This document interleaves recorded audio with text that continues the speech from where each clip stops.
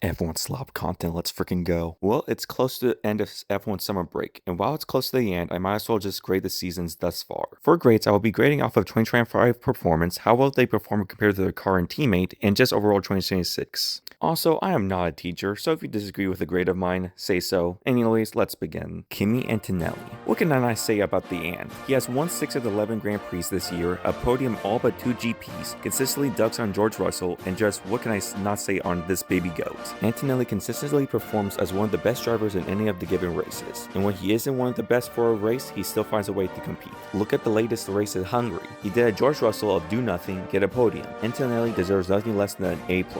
Lewis, Hamilton. Honestly thought he was washed after last season. No podiums, just barely finished ahead of rookie Antonelli in points. Only highlight was a sprint win in China. Now he's second in points compared to the 6 he had in 2025. A win, 5 podiums, is the only driver this season to score points in every single GP this season. Minus his recent penalties, it is hard to come up with anything to knock Hamilton for. He's finally remembering who he is. A Brit. An A for him. George Russell. If George Russell was any other driver or had a different teammate, he would get another A. 5 podiums, 2 wins, 8 top 10s, 4 poles, and only 2 DNFs. Not that shabby, especially considering this time last year he was 4th and now he's 3rd in points. But as I mentioned previously, he's being treated like an absolute dog by Antonelli. Russell, who has been in F1 since 2019 and Mercedes since 2022, is being bested by someone who has never driven a full season of F1 until 2025. Pretty much everyone and their milk that didn't come home with dad had Russell winning the championship in boring fashion, except Josh Revell. He had the best car, he was more experienced than Antonelli. Russell won the season opener in Australia. Antonelli won at China. Okay, bound to have an event. Then Japan. Then the next 3 races were Russell finished second to Antonelli only at China. You're in the best car, but only sometimes score a decent result compared to your teammate. I won't deny, at places like Belgium, he could have a decent race and overall increase his score. But what I have seen so far from his racing can only allow me to give him a B+.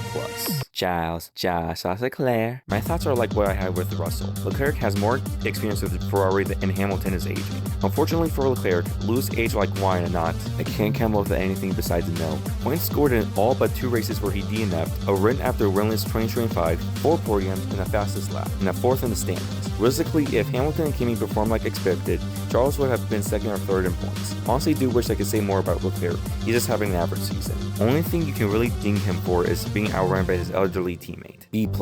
Lando Norris. When McLaren is not holding him back, see my video on it, Norris can contend.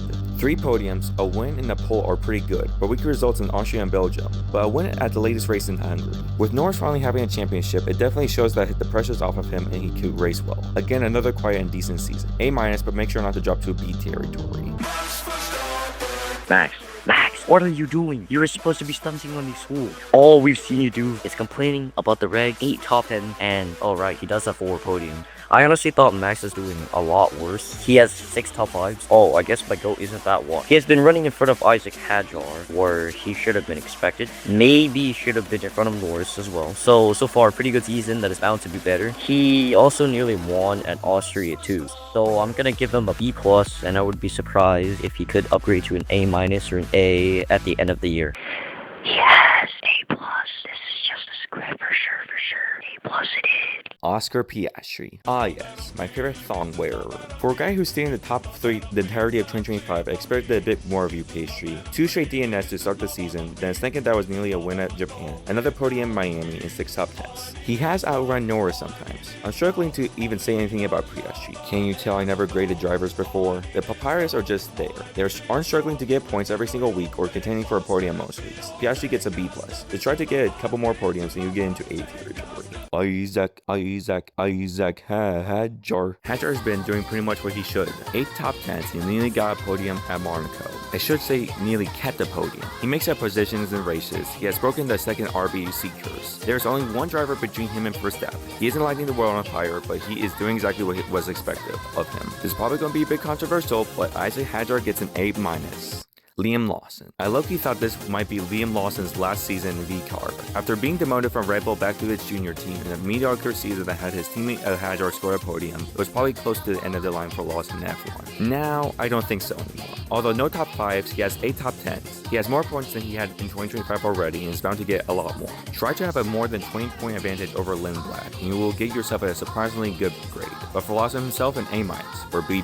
On Pierre Gasly! Audi. After Alpine, Pierre Gasly had an absolutely miserable 2025, my expectations for this year were in the gutter. Alas, the season for the French team and driver has proved to be much more fruitful. 7 top 10s in the podium at Monaco.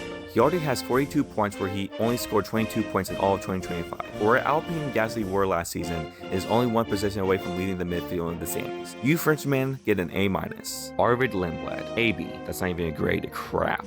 Honestly, I say this mainly because for a rookie, Lindblad is doing pretty good. Sitting 11th in the points with 7 top 10s. He's doing what he needs to, but nothing that special. Yeah, Lindblad is doing good so far. No need for change. Franco Colapinto, young goat from Argentina. He scored no points in 2025, but now has 19 and 6 top 10s. It's so nice to actually see a decent prospect actually doing good now. He consistently is pretty close to scoring points in most races. Whether or not Colapinto's seat is guaranteed in the close future is still a bit of a mystery, but I don't see why he should be kicked out right now. He gets a B. Olivier Bearman. Underwhelming is the only thing about Bearman's season. 3 top 10s in the first 5 races is a decent start to the season. A much better start than 2025 in which he only scored 6 points in the first 5 GPs compared to 2026's 18 points. But now I barely noticed Bearman when I watched the races. Compared to 2025, he was scoring a lot of 11th place finishes, always within the area of points. Now the best finish he has past this last points scored this year is a 12th in Britain. Although he's still greatly outperforming his teammate Esteban and has the lowest budget as a team, I still can't find it in my heart to give Bearman anything above a C+.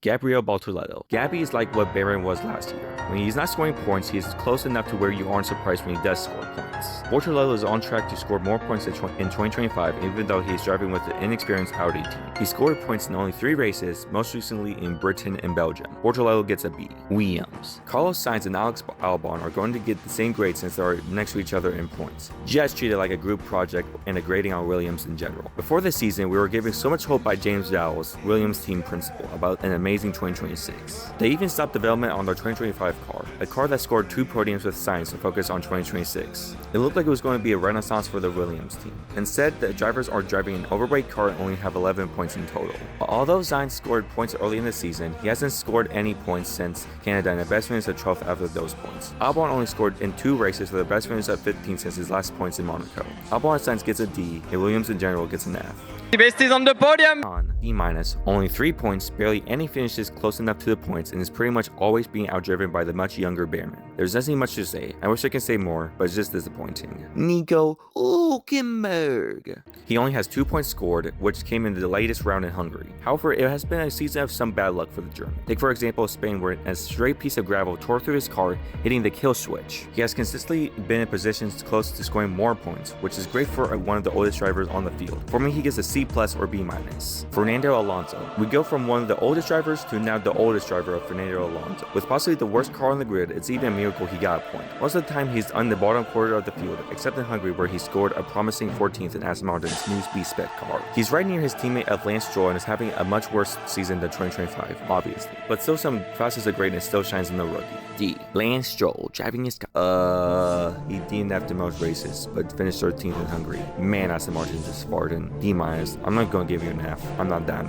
Valtteri Bottas and Sergio Perez. Bottas and Perez are here. They're just chilling. The drive just to give Cadillac more experience. Nearly points scored by Perez in Monaco, but he forgot where his starting grid box was. I would give them a grade, but do they need a grade? It's like grading a kid shouting another older student, or is the older student shouting the kid? I know, I'm not a teacher. Here, Cadillac, have a gold star for trying. Also, Perez is better than Bottas so far. Finally, it's done. Once again, I never done this before, so if you have different opinions, please share politely, of course. Anyways, hit that like button, gang, and smash that subscribe button, or else Max Verstappen will be under your bed tonight. God bless, and thanks for watching, you beautiful people.